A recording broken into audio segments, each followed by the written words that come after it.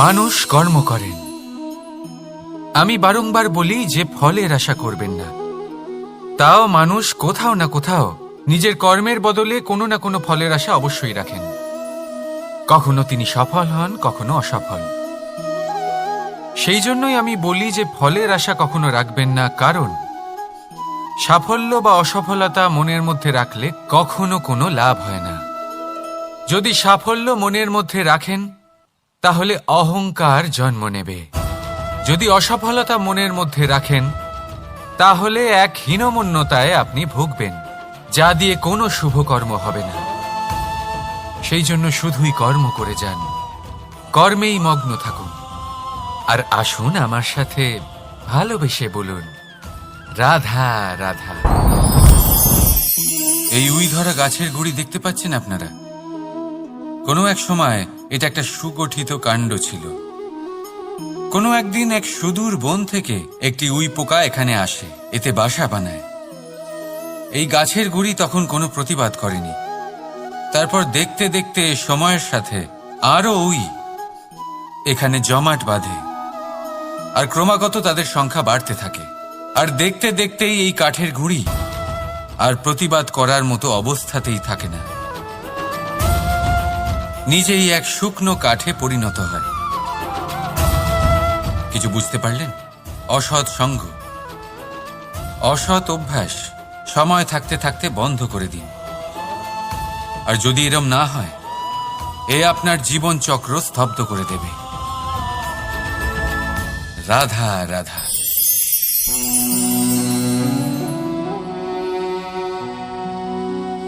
করে দিলাম শেষ। সংসার সর্বদা কৃষ্ণকে এই কথা শোনাবে যে কৃষ্ণ নিজেই নিজের মামার হত্যা করেছে। কিন্তু এটা সময়ের প্রয়োজন ছিল। আর এই কিন্তু হত্যা নয়, বধ ছিল। আর ব্যক্তি নিজের বধ নিজেই ডেকে আনে। এই সংসারে এগিয়ে চলা অতি আবশ্যক, কিন্তু কোথায় নিজেকে থামাতে হবে সেটা জানা তার চেয়েও বেশি আবশ্যক। আর যে এটা বুঝতে পারে না তার অন্ত সুনিশ্চিত। যে ব্যক্তি নিজের ভুল বুঝতে পারে তার মুক্তি লাভ হয়, আর যে স্বীকারও করতে পারে না তার বধ সুনিশ্চিত। মথুরার রাজা কংস, তার বধ এই জন্য হয়নি কারণ সে আমায় হত্যা করার প্রয়াস করেছে, আমার মাতা পিতা বা আমার দাদুকে বন্দী করেছে। ওর বধ এই জন্য হয়েছে যে ওর ঘৃণা প্রেমের সীমায় আসা সত্ত্বেও থামেনি। কংস মামা এটা কখনো বোঝেনি যে নিজেকে কখন থামাতে হবে। আর যা কিছু সে করেছে, যত পাপ সে করেছে, তা নিয়ে কখনো মন্থনও করেনি। অনেকবার বোঝানোর পরেও সব সময় প্রেমের থেকে মুখ ফিরিয়েছে। আর কি করল? শুধুই ঘৃণার দ্বারা এই ভালোবাসার ক্ষতি করার চেষ্টা করল। তাই মনে রাখবেন, এই সংসার, এর জীবন শক্তি হল প্রেম। আর যে এই প্রেমের ক্ষতি করার চেষ্টা করবে তার অন্ত, তার বধ সুনিশ্চিত। রাধা রাধা। বন্ধু আর শত্রু, প্রত্যেকের জীবনের একটা বড় অংশ এর উপরে নির্ভরশীল হয়ে থাকে। আপনার জীবনে সফলতা আর অসফলতাও এর উপরে নির্ভরশীল। কিন্তু এই বন্ধু এবং শত্রুদের খুঁজে পাওয়ার জন্য আপনাদের বাইরে যাওয়ার প্রয়োজন নেই, কারণ এরা স্বয়ং আপনার ভেতরেই আছে। আপনি যদি বিনম্র থাকেন, যদি আপনি নিরন্তর প্রয়াস করতে পারেন, তাহলে আপনার কোনো বন্ধুর প্রয়োজন নেই। যদি আপনার মধ্যে অহংকার থাকে, যদি প্রতি কথায় আপনার মধ্যে ক্রোধ উৎপন্ন হয়, তাহলে আপনার শত্রুর কোনো প্রয়োজনই নেই। নিজের অন্তরের এই বন্ধু ও শত্রুকে চিনুন, আর আমার সাথে ভালোবেসে বলুন, রাধা রাধা। একে চিনতে পারলেন? একে কুঠার বলা হয়। আপনারা জীবনে কোথাও না কোথাও কোনো না কোনো রূপে এটা দেখেই থাকবেন। একটা ব্যাপার নিশ্চিত, এই কুঠার ছাড়া কোনো বৃক্ষকে কাটতে পারা সরল নয়। এবার আপনি কখনো এটা ভেবেছেন, এই কুঠার, এর এই অংশ, এর মুখটাই যদি না থাকে তাহলে কি হবে? এ শুধুমাত্র কোনো বৃক্ষই নয়, তার কোনো ডালও কাটতে সক্ষম হবে না। এবারে ভাবুন, এই শুকনো কাঠের হাতল এ আমরা কোত্থেকে পেলাম? কোনো এক বৃক্ষ থেকেই। সেই ডাল যাকে কেটে ফেলা হয়েছিল এক বৃক্ষকে কাটার জন্য, এই ডালই শস্ত্ররূপে প্রস্তুত। আমাদের জীবনে আমাদের প্রিয়জন, আমাদের আপনজন যখন সময় কখনো কখনো তাদের সঙ্গ না দেয়, যদি তারা দৈন্য দশায় থাকেন, তাহলে তাদের সঙ্গ কখনো ছাড়বেন না। ওনাদের প্রয়োজন শুধুমাত্র মনোবল। তা তাদের দিন, তাদের সাহায্য করা আপনার কর্তব্য। হয়তো তাদের সাথে থেকে আপনার কোনো লাভ হবে না, কিন্তু তাদের দূরে থাকাতে আপনার ক্ষতি অবশ্যই হতে পারে। সর্বদা সাহায্য করুন। সঠিক সময় আসলে তা আপনার সহায়ক অবশ্যই হবে। রাধা রাধা। আমাদের মধ্যে বেশিরভাগ মানুষেরই এই অভিযোগ থাকে যে মানুষ তখনই আমাদের স্মরণ করেন যখন সেই সময় আসে যখন আমাদেরকে প্রয়োজন হয়, যখন কোনো কাজ থাকে। যখনই এই সময় পেরিয়ে যায়, তাদের কার্যসিদ্ধি হয়ে যায়, তারা আমাদের থেকে দূরে চলে যান, ভুলে যান আমাদের। এবার এই বিষয়ে ভেবে খারাপ অবশ্যই লাগে। এই পরিস্থিতিকেই অন্য এক দৃষ্টিভঙ্গি দিয়ে দেখার চেষ্টা করুন। মনে রাখবেন, মানুষ প্রদীপের সন্ধান তখনই করেন যখন তার জীবনে অন্ধকার থাকে। আপনি প্রসন্ন হয়ে উঠুন, কারণ আপনার কাছে সেই সুযোগ আছে যে কারোর জীবনে প্রকাশের কিরণ আনতে পারছেন, কাউকে সঠিক পথ দেখাতে পারছেন, কারোর সহযোগিতা করতে পারছেন, এই পুণ্য অর্জন করতে পারছেন। কারোর থেকে কোনো আশা রাখার দরকার নেই। যার আপনাকে যতটা প্রয়োজন তাকে ততটাই সাহায্য করুন, ততটাই সবাইকে প্রেম বিতরণ করুন।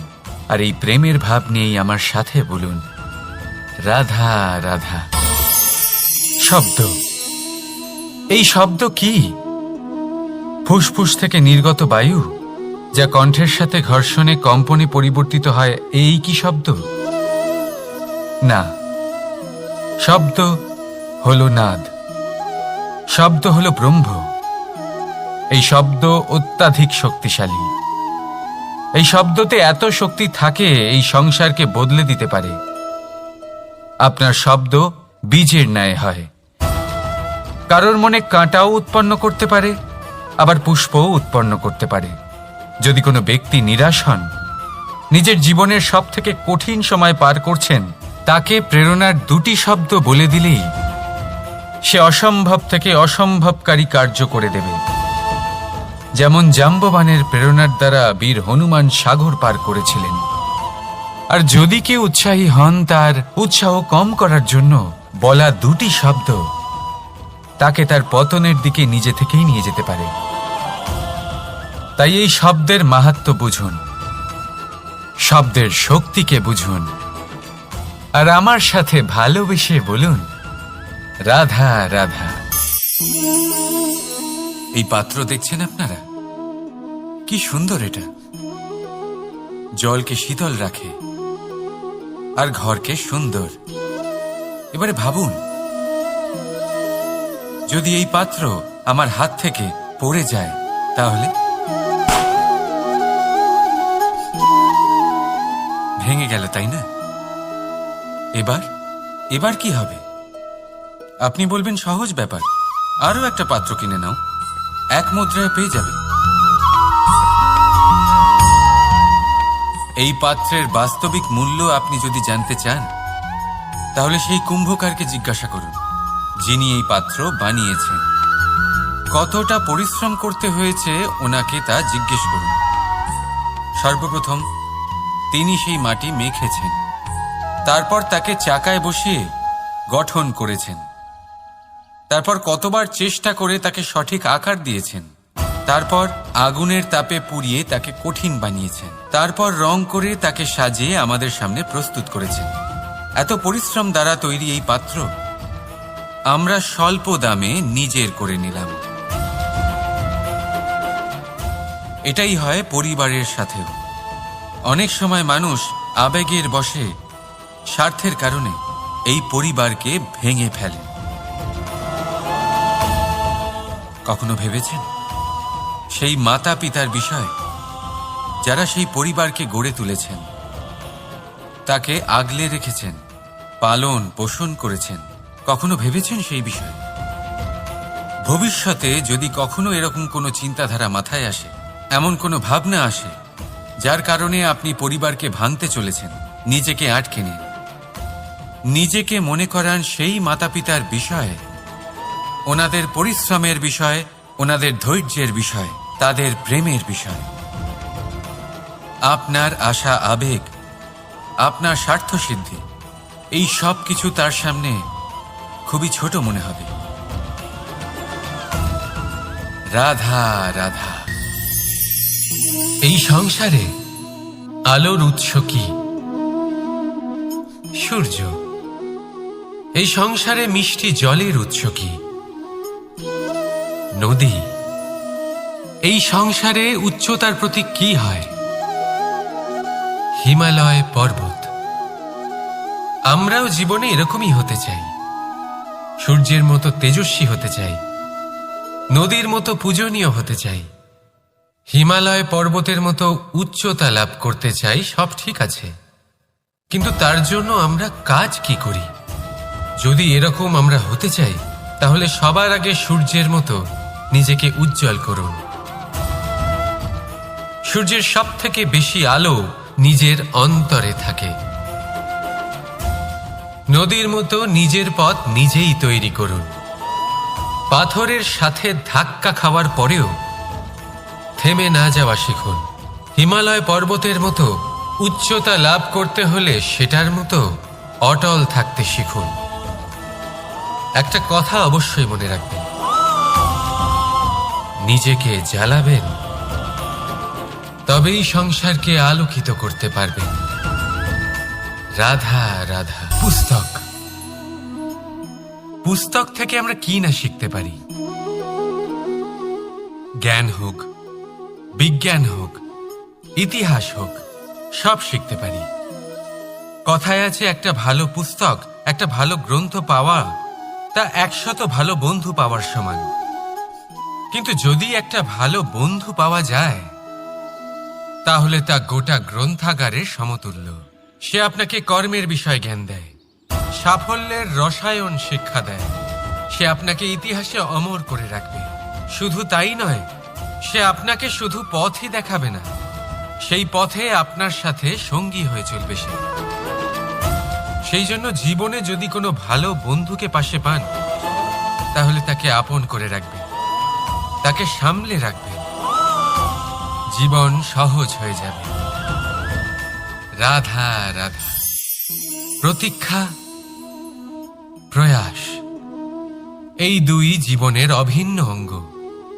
দেখতে গেলে আমরা জীবনে কারোর না কারোর প্রতীক্ষা অবশ্যই করি। সে কোনো ব্যক্তি হোক বা সময় হোক বা কোনো ভাবনা, সবকিছুই হতে পারে। আর দেখতে গেলে সব সময় কেউ না কেউ কিছু প্রয়াসও করে চলেছে। যেমন সাফল্য আসার প্রতীক্ষা, বিফলতা যাতে না আসে তার জন্য প্রয়াস, সুখ আসার প্রতীক্ষা, দুঃখ যাতে না আসে তার জন্য প্রয়াস। এবার প্রতীক্ষা আর প্রয়াসের মধ্যে এক ঘনিষ্ঠ সম্পর্ক রয়েছে, আর তা হলো, যিনি প্রতীক্ষা করেন তিনি ঠিক তাই পান যা একজন প্রয়াস করা ব্যক্তি পেছনে ফেলে আসে। তাই প্রতীক্ষা নয়, প্রয়াস করুন। এই প্রয়াসের মধ্যেই সুখের চাবিকাঠি রয়েছে। রাধা রাধা। সূর্যের তাপ এতটাই প্রখর হয়, তা সমস্ত বনস্পতিকে শুষ্ক করে দেয়। পুকুর হোক, নদী হোক, সরোবর হোক, সমস্ত শুষ্ক হয়ে যায়। কিন্তু আপনি কখনো শুনেছেন সূর্যের তাপে সমুদ্র শুকিয়ে গেছে? এমন কখনোই হয় না। আর এর পিছনেই লুকিয়ে রয়েছে এক অমূল্য জীবনের শিক্ষা। সমুদ্রের মতো নিজেকে ধৈর্যশীল করে তুললে, নিজেকে সংযমী করে তুললে, সূর্যের তাপ আপনার কোনো ক্ষতি করতে পারবে না। আপনার অন্তর থেকে সেই তাপ বাষ্পায়িত হয়ে মেঘ তৈরি হয়ে সূর্যকে ঢেকে দেবে, আর তারপর হবে শুধু সাফল্যের বৃষ্টি। তাহলে আসুন আর আমার সাথে ধৈর্যের সাথে বলুন, রাধা রাধা। কি হলো, মন খারাপ? জীবনের সমস্যার বিষয়ে ভাবছেন?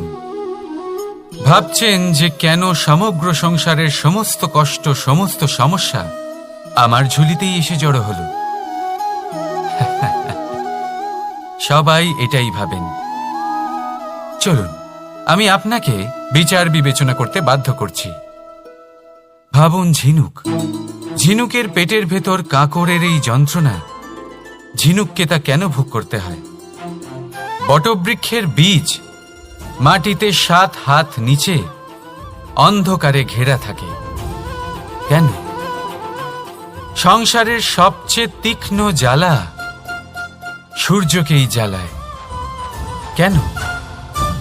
কারণ ঝিনুকের মধ্যে সেই ক্ষমতা রয়েছে মুক্ত জন্ম দেওয়ার। বটবৃক্ষের বীজেই সেই বল রয়েছে যে সে সংসারের সবচেয়ে দৃঢ় বৃক্ষ হতে পারে। সূর্যের মধ্যে সেই ক্ষমতা রয়েছে যে সে নিজে জ্বলে এই ব্রহ্মাণ্ডকে প্রকাশ দিতে পারে।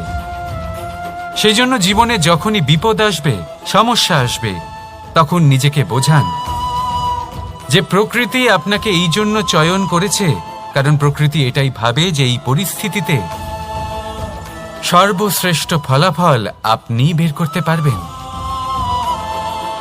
রাধা রাধা। সফলতা, অসফলতা ব্যক্তির জীবনের 2 গুরুত্বপূর্ণ স্তর। প্রত্যেক ব্যক্তি সর্বদা সফল থাকতে পারেন না, প্রত্যেক ব্যক্তি সর্বদা অসফল থাকতে পারেন না। এবার এই 2 যখনই আসে, কিছু দিয়েও যায়, আবার কিছু নিয়েও যায়। যখন অসফলতা আসে, তখন তা আপনাকে সাহস দেয়, আপনাকে ধৈর্যশীল বানায়, আপনার মনোবল বাড়িয়ে তোলে, কিন্তু আপনার প্রসন্নতা নিয়ে যায়। যখন সফলতা আসে, তখন তা আপনাকে প্রসন্নতা দেয়, বিশ্বাস দেয়, বিনম্রতা নিয়ে যায়। এবার অসফল হবার পরে ধৈর্যশীল হওয়া, এই সাহস জাগিয়ে তোলা, তাও বলা যায় সরল। কিন্তু সফল হবার পরে বিনয়ী থাকা সব থেকে কঠিন। কিন্তু ততটাই গুরুত্বপূর্ণ হলো বিনয়ী থাকা। যখনই জীবনে আপনার সাফল্য আসবে, নিজের মনকে সংযত রাখুন, বিনম্রতাকে যেতে দেবেন না। যদি এরকম হয়, তাহলে সেই সাফল্য শিশিরের ফোঁটার মতো লুপ্ত হয়ে যাবে। রাধা রাধা। আমরা কর্ম করি, আর সেই কর্ম অনুসারে আমাদের তার ফল প্রাপ্ত হয়। এখন এই কর্ম আরো শ্রেষ্ঠ হতে থাকে, আমরা আরো প্রেরিত হতে থাকি। তার জন্য আমরা বড় বড় জ্ঞানীদের থেকে প্রভাবশালী, প্রেরণাদায়ক ব্যক্তির সাথে দেখা করার চেষ্টা করি, দেখা করিও। নিজের কর্মের বিষয়ে বিচার করি, আলোচনা করি, তাই তো? কারণ আমাদের কাজ দেখে তাতে বিশেষ মতামত সামনে থাকা ব্যক্তি দিতে পারে। কিন্তু এই পুরো চক্রতে সংসারের সব থেকে গুরুত্বপূর্ণ ব্যক্তির সাথে কথা বলতে আমরা ভুলেই যাই। আপনি কি জানেন সংসারের সব থেকে গুরুত্বপূর্ণ ব্যক্তি কে? স্বয়ং আপনি। হ্যাঁ, আপনি সে। আপনি জীবিত আছেন, তাই এই সংসার জীবিত আছে। আপনি হলেন আপনার সমস্ত কর্মের কেন্দ্র। তাই এবার থেকে প্রতিদিন একটু সময় নিজের জন্য বের করে নিজের সাথে কথা বলুন। নিজেকে বুঝুন, নিজের কর্মকে বুঝুন। কিছু প্রশ্ন আসবে, কিছুর উত্তর পাবেন। আরো কিছু প্রশ্ন আসবে যার উত্তর আপনি অবশ্যই পাবেন, কিন্তু এটা করবেন অবশ্যই, নয়তো আপনি এই সংসারের সব থেকে গুরুত্বপূর্ণ ব্যক্তির সাথে দেখা করার সুযোগই হারিয়ে ফেলবেন। এবার বলুন, আপনি কি এরকম চাইবেন? রাধা রাধা। ব্যক্তি সাফল্য পাওয়ার জন্য প্রথমে লক্ষ্য স্থির করে, তারপর পরিকল্পনা করে, তারপর পথে চলে, আর সব সময় এই চেষ্টাই করে থাকে যাতে তাতে সবচেয়ে কম বাধা আসে। এই পথে কোথাও কোনো চড়াই না আসে, কোনো উতরাই না আসে, কোনো খাদ না আসে, আর এখানেই সবচেয়ে বড় ভুল করে ফেলে। কিভাবে? ভাবুন, এক সোজা সরল পথ আপনাকে কোথায় নিয়ে যাবে? এক সরল সাধারণ স্থানে। সেখানে তো যে কেউ পৌঁছতে পারে, তাতে বিশেষত্ব কি আছে? ভাবুন, যদি আপনার পথে বাধা থাকে, বিঘ্ন থাকে, বিপত্তি থাকে এবং তার ওপর এক শিখরও থাকে যা আপনার জন্য অপেক্ষা করছে। সাফল্যের সেই শিখর যেখানে কেউ সহজে পৌঁছতে পারে না, যা হলো বিশেষ। তাই নিজের জীবনে যখনই সমস্যা আসবে তাকে ভয় পাবেন না, মুখে হাসি নিয়ে তাকে স্বাগত জানান। আর সাবধানে থাকবেন, যদি আপনার পথে কোনো বাধাই না আসে, তাহলে এর দুটোই অর্থ হয়। হয় আপনি নিজের লক্ষ্য সঠিক বেছে নেননি, নয় আপনি রাস্তা সঠিক বেছে নেননি। রাধা রাধা। মানুষের সবসময় এই ইচ্ছেই থাকে যে সে পরিপূর্ণ হবে, তাই সবসময় চেষ্টা করতে থাকে, কর্ম করতে থাকে, যেন তার জীবনে কোনো ত্রুটি না থাকে, কোনো দোষ না থাকে, কোনো ভুল না থাকে। কিন্তু যখন মানুষ এটা করতে থাকে, নিজের সম্পূর্ণ মনোযোগ তাতেই কেন্দ্রীভূত করে, তখন তার বিকাশ আস্তে আস্তে থেমে যেতে থাকে। কিভাবে? আপনি বলবেন, এতে ভুল কি আছে? এ তো বেশ ভালোই মনে হচ্ছে। দেখুন, এই ত্রুটি, এই ভুল, এই দোষ আপনি যাই করে নিন, আপনার জীবনে থাকবেই থাকবে। এবার আমার কথা শুনুন, এইগুলোই পরবর্তীকালে আপনাকে জীবনে শুধরোতে বাধ্য করবে। এক নির্দিষ্ট মাপকাঠি নিয়ে জীবনে এগোনো ঠিক মনে হতেই পারে, কিন্তু তা শুধুমাত্র যন্ত্রের জন্ম দেয়, না মানবিকতাকে, না মানুষকে। তাই আমার সাথে ভালোবেসে বলুন, রাধা রাধা। ছল, কপট, এই শব্দগুলির সাথে সংসারের কোন ব্যক্তি পরিচিত নন? সবাই জানেন এই শব্দগুলি কি আর এর অর্থ কি। সবাই জানেন বিশ্বাসঘাতকতা কি, সবাই অনুভব করেছেন। কিন্তু আপনি কি কখনো এটা ভেবেছেন এরকম কেন হয়? এর কারণ কি? এর কারণ হলো আশা। যদি আপনি কোনো গুহায় যান আর আপনি আশা করেন যে সেখানে অন্ধকার হবে না, তাহলে তো আপনি আঘাত পাবেন। যদি আপনি সাগরে যান আর এটা আশা করেন যে আমি ভিজব না, তাহলে তাতে সাগরের তো কোনো দোষই নেই। এখানে দোষ হলো আপনার আশা। একটা গুরুত্বপূর্ণ কথা মনে রাখবেন, মানুষ মানুষের সাথে ছলনা করে না, মানুষের সাথে ছলনা করে তার আশাগুলি, যা তিনি অনুচিত ব্যক্তির থেকে করেন। সেই জন্য জীবনে কখনো কোনো আশা করার পূর্বে অবলম্বনের মূল অর্থ বুঝুন। জানুন তিনি আপনাকে সঙ্গ দেওয়ার আদৌ যোগ্য কিনা। না ভাঙবে আশা, না ভাঙবে বিশ্বাস। রাধা রাধা।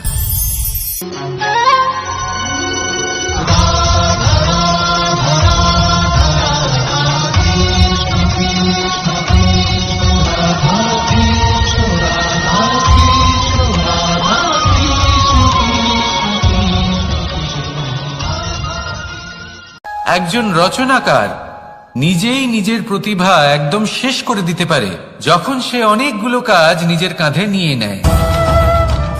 একটা গুরুত্বপূর্ণ কথা সবসময় মনে রাখবেন, আজ আপনি যেখানেই থাকুন না কেন, যেমনই যে কোনো স্থানেই থাকুন না কেন, এর পেছনে আপনার আকাঙ্ক্ষার একটা বিশাল ভূমিকা রয়েছে। কিন্তু মনে রাখবেন, আপনাকে শিখতে হবে যে কখন আর কিভাবে নিজের উচ্চাকাঙ্ক্ষাগুলিকে লাগাম পরাতে হবে, কারণ এটা অত্যন্ত আবশ্যক। তাই আসুন আর আমার সাথে ভালোবেসে বলুন, রাধা রাধা।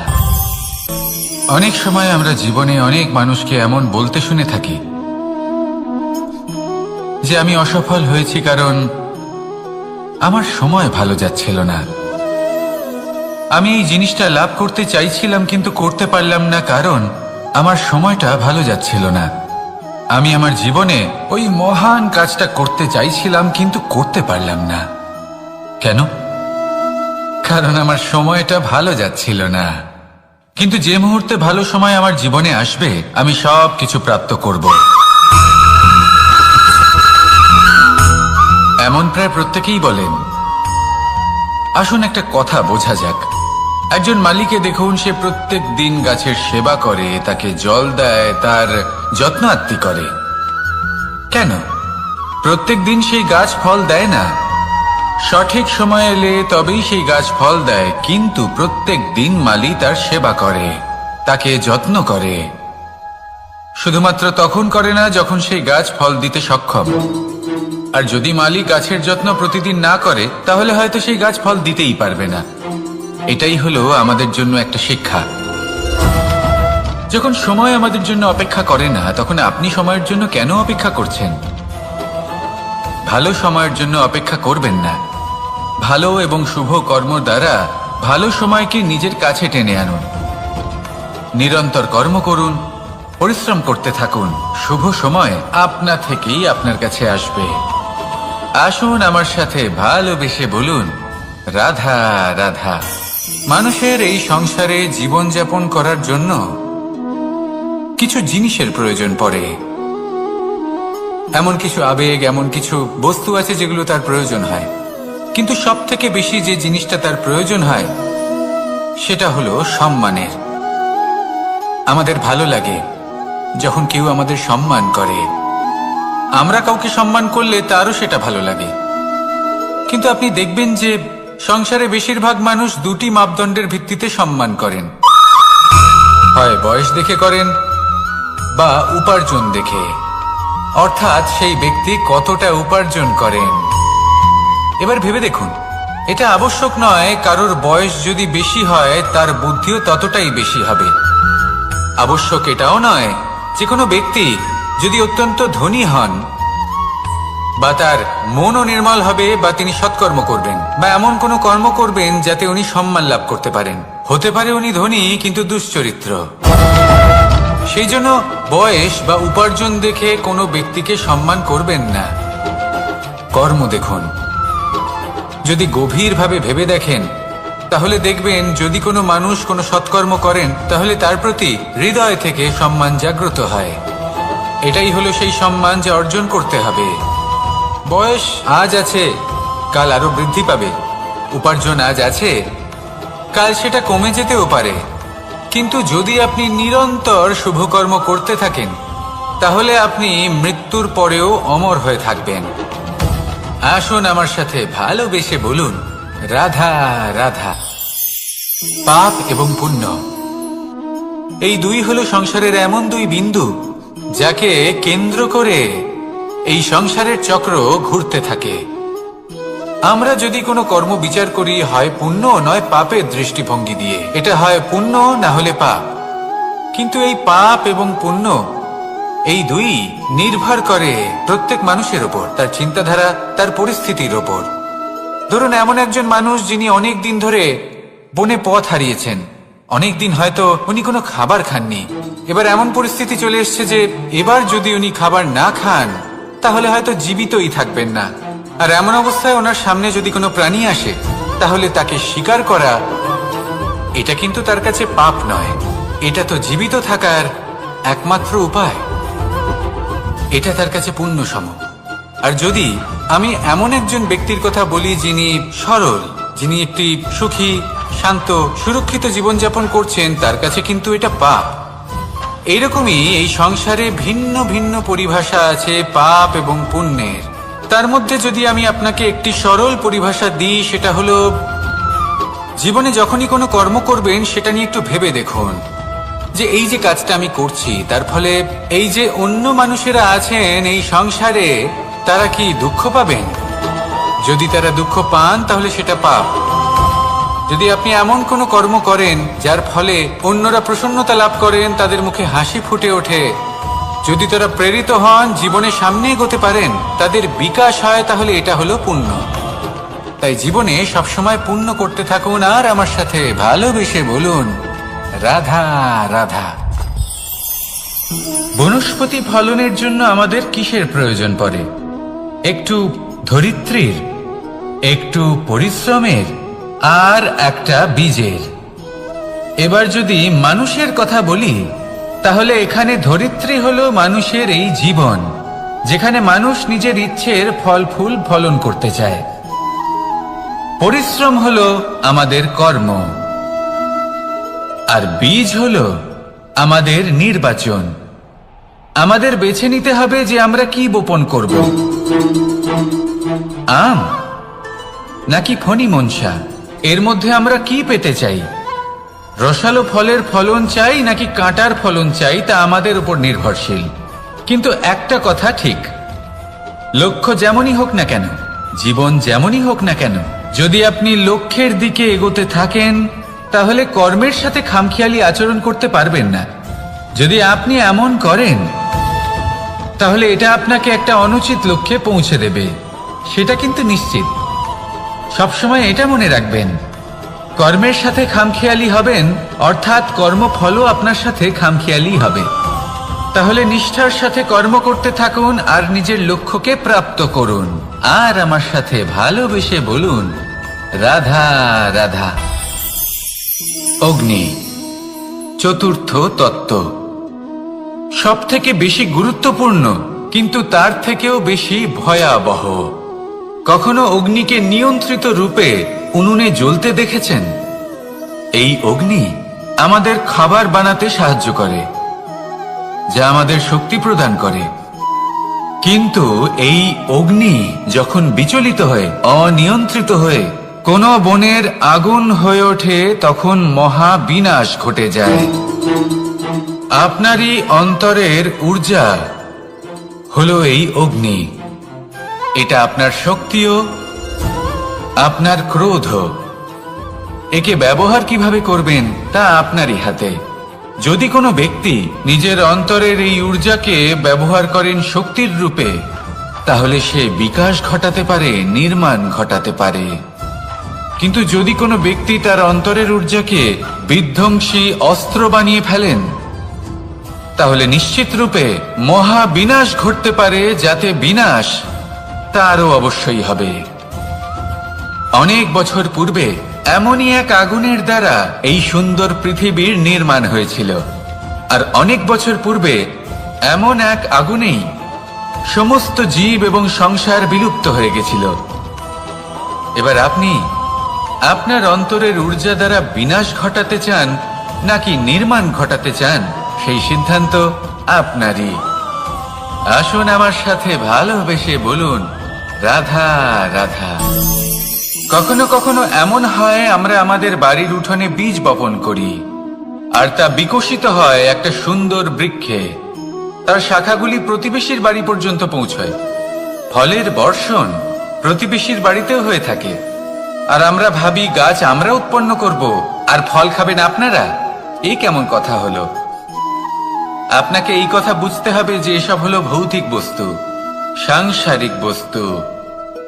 কখনো নিজের বাড়ির বাগানে ভালোবাসার গাছ বপন করে দেখুন, তার শাখাও প্রতিবেশীর বাড়ি পর্যন্ত পৌঁছবে, ফলের বর্ষণ সেখানেও হবে। কিন্তু সেই ফল চাইতে আপনাকে যেতে হবে না, সেই ফল দ্বিগুণ মাত্রায় আবার আপনার কাছেই ফিরে আসবে। তাই নিজের বাড়িতে আর নিজের মনে ভালোবাসার গাছ উৎপন্ন করুন। এই জীবন প্রসন্ন হয়ে বলবে রাধা রাধা। অ দিয়ে অন্ত, আ দিয়ে আরম্ভ, এই দুইয়েরই রাশি সমান। যদি আপনি মন দিয়ে দেখেন তবে দেখবেন এদের সম্পর্ক খুবই নিবিড়। কিভাবে? যখন কোনো কিছু শুরু হয় এটা নিশ্চিত হয়ে যায় যে তা সমাপ্তও হবে। আরম্ভই যদি না হয় তা সমাপ্তও হবে না। যা আরম্ভ হয়েছে তার সমাপ্তি হলো অবশ্যম্ভাবী। এটাই হলো প্রকৃতির নিয়ম, একে এড়ানো যায় না। এবার এই কথা আমরা সকলে জানি। এবার মানুষ কি ভাবে যে সমাপ্তির পরে কি হতে পারে, এর উত্তর তাদের কাছে নেই। তাদের উচিত অন্য কোনো বিষয় ভাবা যা বেশি গুরুত্বপূর্ণ। এবার মানুষ এটা জানে না যে মৃত্যুর পরে কি হতে পারে, কিন্তু এই কথা অবশ্যই জানে যে জন্ম থেকে মৃত্যু পর্যন্ত এই সময়, যাকে আমরা জীবন বলে থাকি, এই সময় আমরা কর্ম করতে পারি। এই কথা তো আমরা জানি। তাহলে এমন কি কর্ম করা যেতে পারে যা আমাদের সমাপ্তির পরও আমাদের প্রাসঙ্গিক করে রাখতে পারে, এই বিষয়ে ভাবা উচিত। যে জন্মগ্রহণ করেছে তার মৃত্যু হবেই, এটা সাধারণ বিষয়। কিন্তু ইতিহাস আজও সেই সকল মানুষজনকে স্মরণ করেন যাদের এই সংসার তাদের মৃত্যু নয়, বরং তাদের জীবনকালে যে কর্ম তারা করেছেন তার দ্বারা মনে রাখেন। সেই কর্মের কারণে এই সংসারে তাদের নাম, তাদের কর্ম, তাদের ব্যক্তিত্ব, তাদের কীর্তি অমর হয়ে থাকে এবং থাকবে। আপনার কাছে এতটা সময় নেই যতটা আপনার মনে হচ্ছে আপনার কাছে আছে। সেই জন্য যত শীঘ্র সম্ভব শ্রেষ্ঠ কর্ম করুন, যতটা পারবেন ততটা অধিক সুকর্ম করুন। এই সংসারে নিজেকে অমর করে তুলুন আপনার মৃত্যুর পরেও। আর আমার সাথে ভালোবেসে বলুন, রাধা রাধা। ওমা, এ কি? আমি কখন থেকে এখানে অপেক্ষা করছি, হাত পেতে দাঁড়িয়ে রয়েছি যাতে একটা ফল আমার হাতে এসে পড়ে এবং সেটা আমি খেতে পারি। কখন থেকে অপেক্ষা করছি, কিন্তু সেটা হচ্ছেই না। এবার আপনি বলবেন যে এসব কি বলছি, এ কি অদ্ভুত কথা বলছি। যদি ফল খেতে হয় তাহলে আমাকে বৃক্ষে চড়তে হবে, ফলের কাছে পৌঁছতে হবে, তবেই তো ফল পাবো। এবারে এটা অত্যন্ত সহজ ব্যাপার, কিন্তু এই বিষয়টা আপনি নিজের জীবনের প্রসঙ্গে ভেবে দেখুন। লক্ষ্য কোথায় আছে আপনি জানেন, সেই লক্ষ্যে পৌঁছানোর পথ কি সেটাও আপনি জানেন, সেই পথে চলার ক্ষমতাও আপনার রয়েছে, কিন্তু তাও আপনি নিজের লক্ষ্য লাভ করতে পারছেন না। কেন? কারণ আপনি অপেক্ষা করছেন যে লক্ষ্য আপনার সামনে চলে আসবে, কিন্তু তা হয় না। লক্ষ্য সে যাই হোক না কেন, ধন হোক, প্রেম হোক, কোনো সম্মান হোক বা মোক্ষ হোক, যদি আপনি তার দিকে অগ্রসর না হন তাহলে ফল প্রাপ্তি অসম্ভব ব্যাপার, তা কোনোদিনই হবে না। সেই জন্য আপনার চোখের সামনে আপনি যদি নিজের লক্ষ্যকে দেখতে পান তাহলে উঠুন এবং সেই দিকে অগ্রসর হতে শুরু করুন। নিজের অন্তরের সকল অশুভ গুণ দূর করুন, অলসতা ত্যাগ করুন, অজ্ঞানতা ত্যাগ করে দিন এবং চলতে থাকুন। অবশ্যই মনোবাঞ্ছিত ফল লাভ করতে পারবেন। মনে রাখবেন, চলতে থাকলে তবেই লক্ষ্য প্রাপ্তি হবে। অপেক্ষার দ্বারা শুধুমাত্র মৃত্যু লাভ হবে। আসুন আমার সাথে ভালোবেসে বলুন, রাধা রাধা। পাখি কখন জন্ম নেয়, কখন উড়তে শেখে, কখন বাসা বানাতে শেখে, কখন নিজের মৃত্যু লাভ করে, এসব আমাদের মধ্যে কেউ জানি না। কিন্তু পাখি একটা কথা খুব ভালো করে জানে, যে এই সংসারে ও যা কিছুই করুক না কেন, এই সংসারের ওকে নিয়ে কিচ্ছু যায় আসে না। এবার আমরা কি করি? কোনো কাজ করার আগে আমরা এটা ভাবি যে এই সংসার যদি আমাকে দেখে ফেলে তাহলে কে জানে এই সংসার কি ভাববে, আমার প্রতিচ্ছবি কেমন তৈরি হবে কে জানে, কে জানে কি হবে আদি ইত্যাদি। এই সব ভাবনায় আমরা মগ্ন হয়ে যাই। কিছুটা এমন ভাবে মগ্ন হই যে বর্তমানের কর্মের এই জীবনের যাত্রাপথে সেই সময়ের আনন্দ উপভোগ করতে ভুলে যাই। এবার দেখুন একটা পাখি কি করে, ওর কর্ম হলো গান গেয়ে চলা। ওই পাখি গেয়ে চলে, কেউ ওর গান শুনুক বা না শুনুক, কেউ আদৌ শুনছে কিনা সেই বিষয়টা নিয়ে সেই পাখির কিছুই যায় আসে না। সেই পাখি নিজের কর্ম করতে থাকে। হয়তো সেই জন্যই আপনি কখনো কোনো পাখিকে কাঁদতে দেখবেন না। এরকমই আপনাকে নিজেকে গড়ে তুলতে হবে। প্রথমে নিজেকে জিজ্ঞেস করুন, এই যে কর্ম আমি করতে চলেছি সেটা কি উচিত? যদি আপনার মনে হয় সেটা উচিত তাহলে সেটা প্রমাণ করুন। এটা ভাববেন না যে এই সংসার কি ভাববে। আসুন আর আমার সাথে ভালোবেসে বলুন, রাধা। বনের মধ্যে যদি আপনি কোনো বিষাক্ত সাপ দেখেন তাহলে কি করবেন? আপনি তখনই তার থেকে দূরে পালাতে চেষ্টা করবেন। আর এটা কেন করবেন? নিজের রক্ষার্থে। এই কথা আমি নয় মেনে নিলাম, কিন্তু নিজের জীবনে এটা করেন না কেন? আপনি যেখানেই যান, যে স্থানেই যান না কেন, প্রত্যেক সময়ে প্রত্যেক মুহূর্তে এমন বিষাক্ত সাপ আপনি অবশ্যই খুঁজে পাবেন। আর সেই সাপ নয় যাদের আপনি বনে খুঁজে পাবেন, এরা হলো সেই সাপ যা আপনাকে পাপ করতে বাধ্য করবে। আপনার অন্তরের বাসনা, ক্রোধ, অহংকার, লোভ, ঈর্ষা এদের বৃদ্ধি ঘটাবে। দেখুন, বনের এই সাপ আপনাকে একবার ছেড়ে দিতেও পারে, ছোবল নাও মারতে পারে, কিন্তু এই যে পাপরূপী সাপ আছে তা অবশ্যই ছোবল মারবে। কর্ম যদি করেন তাহলে অবশ্যই ফল পাবেন। সেই জন্য যখনই কোথাও যাবেন, যদি এমন কাউকে দেখেন, যদি এমন কিছু দেখেন যে আপনাকে পাপ করতে বাধ্য করছে, তাহলে সেই মুহূর্তে সেখান থেকে পালিয়ে যান। যেমন বনের সাপ দেখে আপনি পালাতে থাকেন। সৎকর্মের রক্ষা অত্যন্ত আবশ্যক। আসুন আর আমার সাথে ভালোবেসে বলুন, রাধা রাধা। যদি কোনো সিংহ বানরের মতো গাছে চড়তে চেষ্টা করে তাহলে কি হবে? একটা মাছ যদি মাটিতে হাঁটতে চেষ্টা করে তাহলে কি হবে? তারা বিফলই হবে। কিন্তু এরকম কেন হয়? তার কারণ হলো প্রকৃতির রচনা কিছুটা এরকম। এখানে প্রত্যেকটি ব্যক্তিকে, প্রত্যেকটি প্রাণীকে আলাদা আলাদা গুণের অধিকারী করা হয়েছে এবং সকলকে একটা সীমাও প্রদান করা হয়েছে। এবার এই যে বৃক্ষ, পশু, পাখি, এদের মধ্যে সেই ক্ষমতাই নেই যে এরা নিজেদের যাচাই করতে পারবে, নিজেদের সীমাগুলো বুঝতে পারবে, নিজেদের সদ্গুণগুলো চিনতে পারবে। এরা সেটা করতে পারবে না। কিন্তু মানুষ তো আলাদা। মানুষের কাছে সেই বিশেষ শক্তি আছে যে তারা পূর্ণরূপে নিজেদের যাচাই করতে পারবে, নিজেকে পূর্ণরূপে বুঝতে পারবে, নিজের দোষ, নিজের অপগুণ, নিজের সদ্গুণ, নিজেদের সীমাগুলো তারা বুঝতে পারবে। আর এটা অত্যন্ত গুরুত্বপূর্ণ। কথায় আছে যে যদি সাফল্য লাভ করতে হয় তাহলে নিজেকে যাচাই করে নিতে হবে। তাই নিজেকে যাচাই করুন, নিজের সাথে পরিচিত হয়ে যান এবং জীবনে কর্ম করতে থাকুন। সাফল্যের শিখরে অবশ্যই পৌঁছে যাবেন। আর ওখানে যদি যান তাহলে এই মন প্রসন্ন হয়ে অবশ্যই বলবে, রাধা রাধা। অন্ধকারাচ্ছন্ন রাত্রি যদি এসে থাকে তাহলে আলোকিত প্রকাশ নিয়ে সূর্যও অবশ্যই আসে। রোগ যদি এসে থাকে তাহলে তার ওষুধও অবশ্যই আসে। সমস্যা যদি আসে তাহলে সেই সমস্যার সমাধানও নিজে থেকেই আমাদের কাছে চলেই আসে। এই সংসার, এই জীবনের শুধুমাত্র একটাই নিয়ম আছে, আর তা হলো এটাই, এই সংসার হলো একটা চক্রের মতো। এতে শাশ্বত বলে কিছু নেই, নিত্য বলে কিছু নেই। আর যা কিছুই রয়েছে সব বদলাতে চলেছে।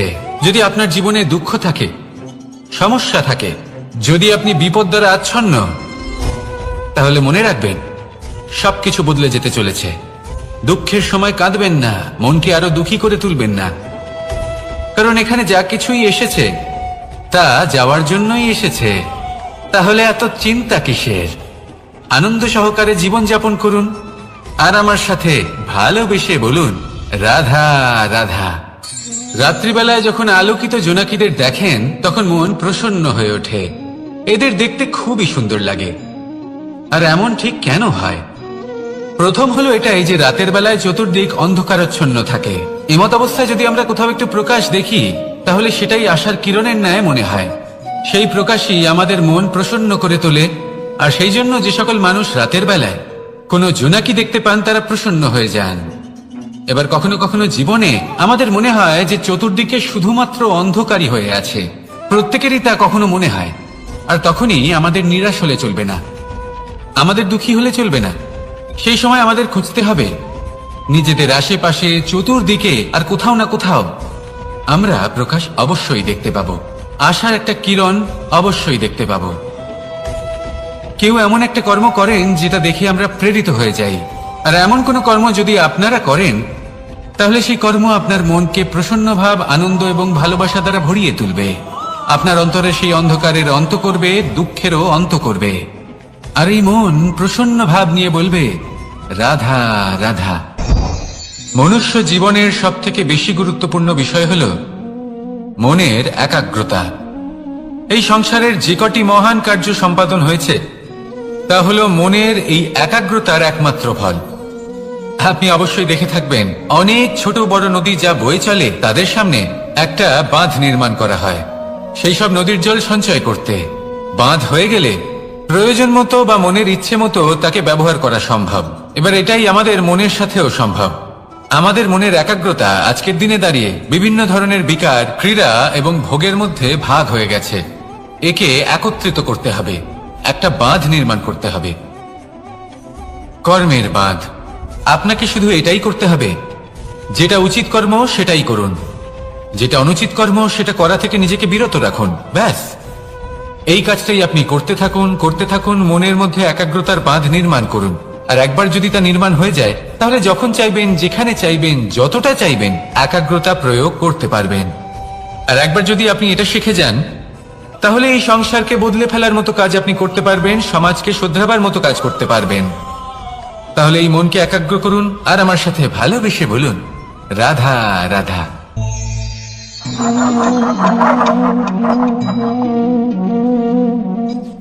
কোনো ব্যক্তিকে নিশ্চয়ই দেখেছেন যিনি নিজে কাঠ কাটার এই কাজে নিপুণ এবং অভিজ্ঞ। এবার আপনারা দেখবেন যে তার মনোযোগ সমস্ত কাঠের ওপর থাকে না, তার মনোযোগ থাকে শুধুমাত্র একটা কাঠের ছোট্ট একটি অংশের ওপর, যেখান থেকে তার টুকরো করা হচ্ছে। কিন্তু সেটা উনি কেন করেন? যদি এটা উনি না করেন, তাহলে সেই কাঠ সঠিক পদ্ধতি এবং তাড়াতাড়ি কাটা যাবে না। জীবনেও তাই হয়ে থাকে। আপনি হয়তো কোনো লক্ষ্য স্থির করেছেন বা পথ নির্বাচন করেছেন বা কাজ স্থির করেছেন, যেটা আপনি করেই ছাড়বেন। তাহলে নিজের সম্পূর্ণ মনোযোগ শুধুমাত্র তার উপর কেন্দ্রীভূত করুন। যদি আপনার মন এদিক ওদিক তাকাতে থাকে, অস্থির হয়ে পড়ে, বিচলিত হয়ে পড়ে, যদি তা হয়ে থাকে, তাহলে আপনি অবশ্যই অসফল হবেন। তাই কর্মঠ থাকুন, নিরন্তর কর্ম করতে থাকুন এবং পূর্ণ মনোযোগ দিয়ে নিজের কাজ করুন। নিজের পথে অগ্রসর হন বা নিজের লক্ষ্য প্রাপ্ত করতে চেষ্টা করুন। তারপর দেখুন কি হয়, কিভাবে উচিত পথে এবং তীব্র গতিতে আপনার লক্ষ্য আপনার কাছেই পৌঁছে যায়। আর আপনার এই মন প্রসন্ন হয়ে বলে, রাধা রাধা। কখনো কোনো নদীকে দেখেছেন? একই আকার, একই স্থান, শুধু প্রবাহিত হতে থাকে। এর মধ্যে কখনো কোনো অপদ্রব্য ফেলে দেখুন, দেখবেন সেটা বেশিক্ষণ সেখানে থাকে না। সেটা নদীর সাথে বইতে থাকে আর বয়ে যেতে যেতে সাগরে সমাহিত হয়ে যায়, আর শেষ পর্যন্ত সাগর সেটাকে তটে ফেলে দেয়। কিছুটা এমন হওয়া উচিত আমাদের বিচারধারাও। এক স্থানে তা স্থগিত হওয়া উচিত নয়, এটা সবসময় প্রবাহমান হওয়া উচিত। তবেই আমাদের চেতনা, আমাদের মূল্যবোধ এবং আমাদের স্মৃতি, এই তিনটি শ্রেষ্ঠ থাকবে। আর এটাই হলো পুকুর এবং নদীর মধ্যে পার্থক্য। নদীতে জল সবসময় বয়ে চলে, সেই জন্য পবিত্র থাকে, শুদ্ধ থাকে এবং পরিষ্কার থাকে। আর সেখানে এই পুকুরের তলদেশে সব জমা হতে থাকে, আর সেই জন্য তা অপবিত্র হয়ে যায়। তাই সবসময় এই বিচারধারা প্রবাহমান রাখুন। যদি মনে কোনো ভাবনা চলে আসে, সেখানেই থেকে যায় এবং বিদ্যে থাকে, তাহলে তা বের করে দিন, তাকেও বয়ে যেতে দিন, এবং তার যা উত্তর হবে তা সময়ের সাথে আপনার সামনেই চলে আসবে। শুধুই নদীর মতো প্রবাহমান হন আর আমার সাথে ভালোবেসে বলুন, রাধা রাধা। এই সংসারে সাফল্য লাভ করার জন্য জ্ঞানের প্রয়োজন হয়, পরিশ্রমের প্রয়োজন হয়, দৃঢ় নিষ্ঠার প্রয়োজন হয়, নিরন্তর চেষ্টা করা প্রয়োজনীয়। কিন্তু আরো কিছু আছে যা অত্যন্ত প্রয়োজনীয় এবং গুরুত্বপূর্ণ। তা হলো ভালো বন্ধু।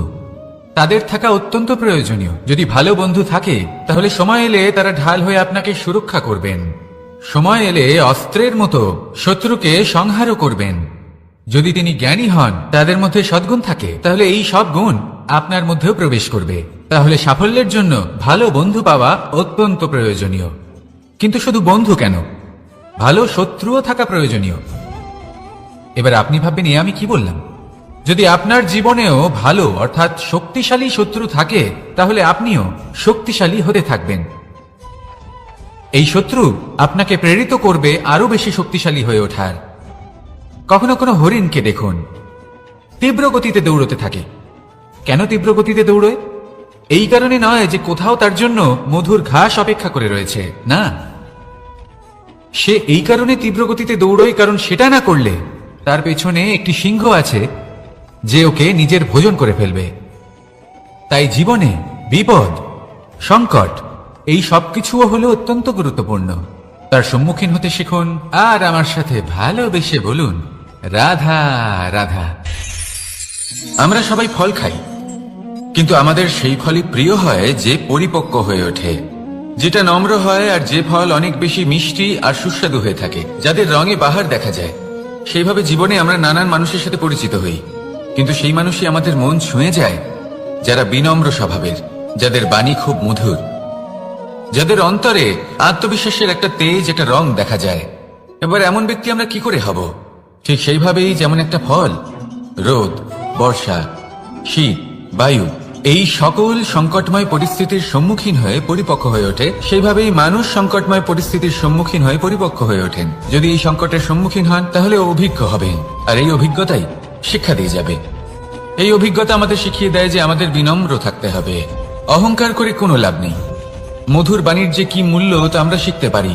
এই অভিজ্ঞতাই আমাদের বুঝিয়ে দেয় যে উচিত অনুচিত কোনটা আমাদের দৃষ্টিভঙ্গি তৈরি করে, আর এই দৃষ্টিভঙ্গি দ্বারা আত্মবিশ্বাস জাগ্রত হয়। সেই জন্য জীবনে কখনো বিপদ থেকে দূরে পালাবেন না, সেগুলোর সম্মুখীন হন, অভিজ্ঞতা লাভ করুন, তার থেকে শিক্ষা লাভ করুন, এইভাবেই পরিপক্ক হবেন। আসুন আমার সাথে ভালোবেসে বলুন, রাধা রাধা। ধন সঞ্চয় করা সম্ভব, আর সেই জন্য ধন সব থেকে বেশি মূল্যবান সম্পত্তি নয়। এবার আপনি বলবেন, এ আমি কি বলছি? এই ধন খুব মূল্যবান, আমরা সকলে অর্জন করতে ব্যস্ত। সেটা এই কারণে, কারণ আপনারা জানেন না এই সংসারের সব থেকে বেশি মূল্যবান সম্পত্তি কি। এ হলো সেই সম্পত্তি যা কখনো সঞ্চয় করা সম্ভব নয়। আপনার কাছে যতই ধন থাকুক তা দিয়ে আপনি স্বাস্থ্য লাভ করতে পারেন, বাড়ি কিনতে পারেন, আদি ইত্যাদি, কিন্তু আপনি যতই ধনী হন না কেন, ফেলে আসা দিনের একটা মুহূর্ত আপনি লাভ করতে পারবেন না। এই একটা মুহূর্ত, এই সময়, এটাই হলো সংসারের সব থেকে মূল্যবান সম্পত্তি। একবার চলে গেলে তা কখনোই ফিরে আসে না। আর এই মুহূর্ত যতই চলে যাক না কেন, আমরা স্মৃতির মাধ্যমে সেগুলি যাপন করতে পারি, তার আনন্দ উপভোগ করতে পারি। আর যার সাথে আমরা সময় অতিবাহিত করেছি তার স্মৃতিতে আমরা চিরকাল জীবিত থাকতে পারি। সেই জন্য সময় সব থেকে মূল্যবান সম্পত্তি, তাকে এইভাবে নষ্ট করবেন না। প্রত্যেকটা মুহূর্ত উপভোগ করুন, আনন্দ করুন, আর ভালোবেসে বলুন, রাধা রাধা। কনক, কি সুন্দর একটা শব্দ। এর অনেকগুলো রূপ রয়েছে, অনেকগুলো অর্থ রয়েছে। প্রথম অর্থ হলো স্বর্ণ, অর্থাৎ সম্পত্তি।